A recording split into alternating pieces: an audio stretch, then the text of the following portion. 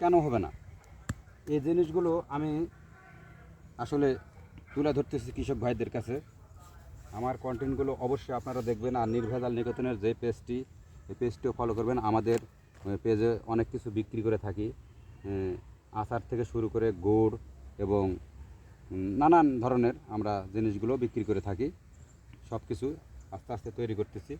আর বিশেষ করে একটা জিনিস হচ্ছে কি, আমাদের যেই নির্ভেজাল নিকেতন যে পেজটি আছে, এই পেজটিকে আপনারা ফলো করবেন।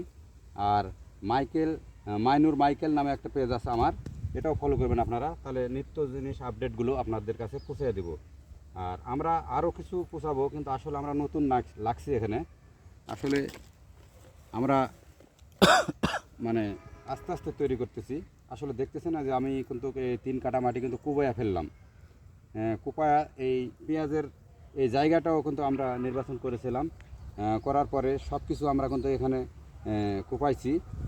আর এই যে কচু, এগুলো সব লাল শাক, ঢেঁড়স, তারপরে চিচিঙ্গা, তারপরে লাগালাম শশা, তারপরে লাগালাম আপনার গাজর। এসব কিন্তু আমরা কুপিয়ে সব কিছু করলাম। আর সবুজ শাক, এইসব কিন্তু আমরা করে ফেলে দিচ্ছি অলরেডি।